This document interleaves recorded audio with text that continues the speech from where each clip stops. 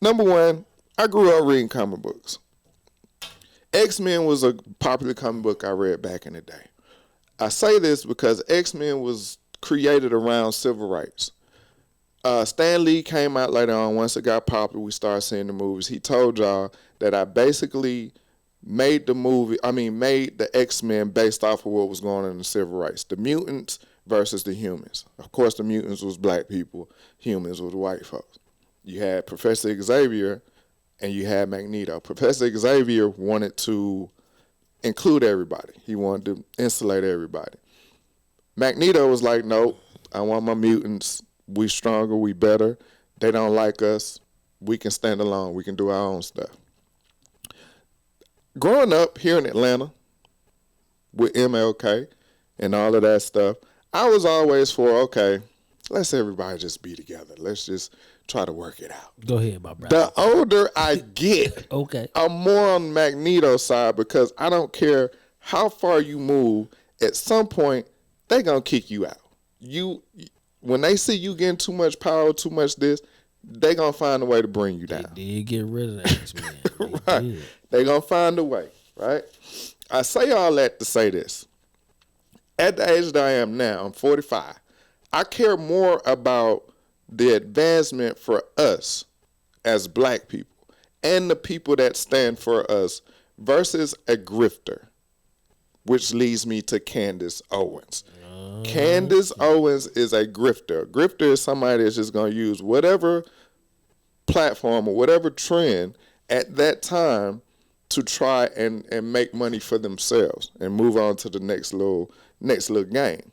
She used her race, which she has done since she's been on the limelight and she has currently. Very, very much so currently. Right, currently. So for people that don't know the history of Candace Owens, she started in politics. So that's where we mess up. Because a lot of us don't follow politics like that. Drop your jewels, bro. You know what I mean? Drop We your don't. jewels, bro. So when you start getting stuff that come later on down the line, a lot of times you got to look at the history of it. When she first started, she was on Fox News. She was a regular on Fox News. If you're not into politics or don't know anything, Fox News was sued for $100 and some billion for lying. Okay, they leaned towards conservatives and Republicans. That was her home base. She was, of course, a big supporter of Trump. All of these things. I'm going to read some of the stuff that she said, and then I'm going to break down why it's a big problem and it's an issue why y'all are jumping on her bandwagon today. Number one, she called Ahmaud Arbery death a botched armed citizens arrest. That's one thing she said. She said Juneteenth is ghetto and made up. She sided with Alex Jones. That's the guy that said that Sandy Hook killings was fake. Charlie Kirk. Charlie Kirk is the guy that said that black pilots' IQ is too low and they shouldn't fly commercial planes. That's actually one of her homeboys she still run with. And Nick Fuentes. Nick Fuentes is a known racist. He talks on it all the time. He's actually had a few shows shut down because they allowed him to come on there and people was like, why y'all got this racist dude on this show? But that's one of her homeboys too. Another thing she did, she tweeted, Russian lives matter, and that was during the invasion of Ukraine. She claimed that George Floyd died from an overdose, which we know who all say that. Right. She also said she has no sympathy for Jordan Neely, which was the guy that got that was choked to death on the New York subway. At one of the congressional hearings that she went to, she said that white nationalism / supremacy isn't black people's biggest problem. She said our biggest problem is black on black crime and lack of masculinity in a household. And then the last thing that I saw, and I just saw this one because I didn't care to look at the Breakfast Club, which I haven't looked at in a minute. I'm going to talk about that anyway. She said that people tend to marry their IQ, which I think is bull. Now, those are just some of the things that she has said. You don't think that's true? IQ? Yeah. No, I don't look at nobody's IQ. We ain't talking about you. I don't think so. You don't think people married to where they feel like they comfortable, even on an intellectual level? Yeah. But does that mean your IQ is? I mean, it's, you know what I'm saying? Kind of right there, dog. I don't know about that. I don't even know my IQ. Because some people don't even really get in conversations with people that they feel like is very intelligent. I agree with that. They intimidated is the word. Yeah. So they kind of stay away from that. You know what I'm saying? I agree with that. Like, just imagine sitting in a room with somebody like Candace Owens. Mm-hmm. Like, you can't knock the fact that she's very smart, very intelligent. Very intelligent. You know what I'm saying? Mm-hmm. So if a man come in the room and that's what he got to deal with, like, will you be like, yeah, he gonna fall back a little bit because you gonna have all the. Yeah. I mean, I can get her with this, that. You might not be able to get her with that because she might hit you with something like, she might ask you about Ukraine. She might ask you about, what's going on in Gaza. Right. You know what I'm saying? Like, so I believe that. I believe with that. With the IQ? Absolutely. Oh, yeah. Do I think Candace Owens speaks for black women? No. I don't. I think she speaks for the housewives of Massachusetts or something, right. Like, you know what I mean? Like, I can't deny that some things she say be right on though. Mm-hmm. Like, she just like Kevin Samuels and everybody else. Some, clock right twice a day, but she might be right a little bit more than twice a day. Mm-hmm. Is she for us? No, right. She's definitely not for us. Some things she do say though, be correct when it comes to us, just like Charleston White. Some things you might not want to hear from the messenger, right. but they do absolutely be right. Right. In this pandering she's doing right now because she's been fired, I just look at it as she does what everybody else does when they need us. They try to say whatever they can to get the black vote, the black following, the black, whatever. Mm-hmm. You know what I'm saying? And I think that's just where she is right now. I watched her Breakfast Club interview. They were careful. And I understand why they were careful because remember when we watched the brother that was on the Breakfast Club and Charlamagne tried to go at him? Which one? What's the brother? Larry Elder? Yeah.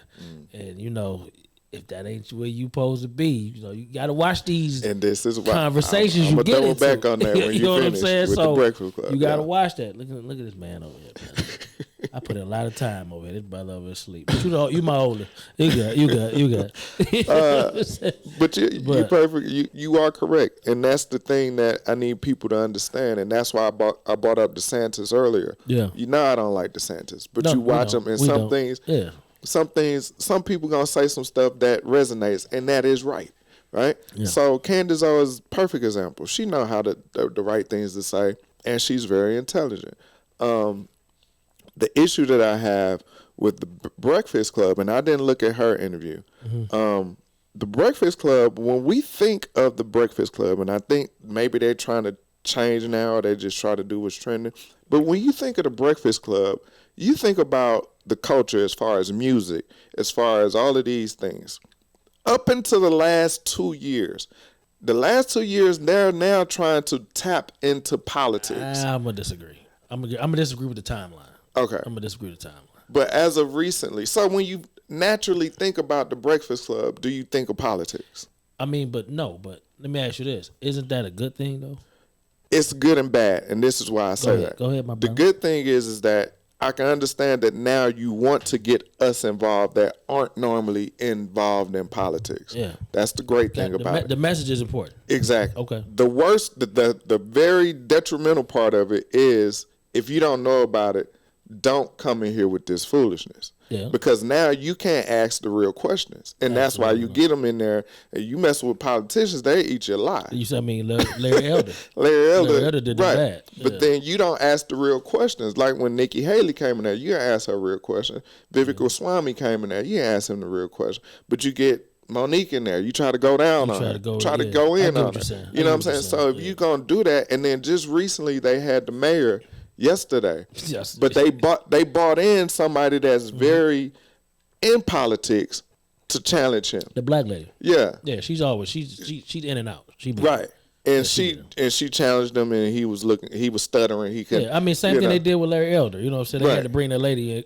You know, like put the back syndrome up. You know what I'm saying? This ain't what I do. Right. So that's my thing with Breakfast Club. Like, pick a side or get more verse. Do some journalism for real. That's tough. Back to Candace. Because I didn't challenge her. I like Candace, and I'm gonna tell you why. Because she challenges everybody. She does. I don't agree with everything she says, but she challenges everybody. Like you can't just say anything to her, and it's okay. I dig that. You know what I'm saying? Like I just like her pan. I guess I just like to see her pandering right now. You know what I'm saying? So I think I just what I'm getting a kick out of. You know what I'm saying? But we have to take her at face value at this point because no other black woman is speaking up that I know, unless you can lead me in better direction, like Candace Owens on any side. You know what I'm saying? I thought the lady that was running for governor down here, Stacey Abrams, I thought she was gonna be next on that level. She tucked her tail. I ain't heard from Stacey since the Kemps to basically beat her to death. Twice. The first one was close. Yeah, the next time he beat her to death. But I haven't heard anything from Stacey Abrams since then. Have you? No, she's been behind the scenes. You see what I'm saying? Yeah, behind the scenes.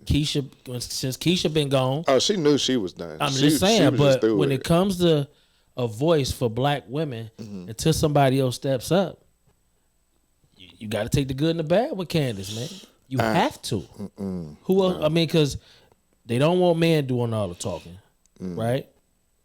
And this is a time and age where, women feel like they got a voice, they want to use it, but I don't. Nikki Giovanni old, man. She can't. I mean, I'm just saying, let's keep it a bean. Like she can't get up there like she used to. Opa, I don't know what Opa doing right now. Nah. You know what I'm saying? So I mean, in that aspect. Is it needed though? Absolutely. I don't think it's needed coming from her. And that's because you don't like her so much, though. Well, because she has done so many things to talk against black people and to try to scapegoat it that is sickening. And that's why I can hear the things I can see. But you took that from Martin Luther King. Martin Luther King led you to believe that integration was the best thing for black people. Right. And then before he left us, he said, I might have led my people to a burning house. He's right. So, I mean, is she allowed the same switch just like Martin Luther King? She don't get that? Like everybody She ain't never been locked up for her conviction. She ain't never had laws created for her standing away from black people. And before somebody get in this group and talk crazy to me, understand I ain't in the mood. Oh, you know what I'm saying? If you don't know, now you do. Now you know. You know what I'm saying? He like to take shots at my man. So okay, before you it's all good. I ain't in the mood. Go ahead. Nah, but yeah, for her, their personal talking points and the things that she was doing, none of it was advantageous to black people. She can speak on those things now because the job that she got fired from was owned by a racist. And then when she got fired, then she wanted to start going to all these black outlets and then start asking for money as well.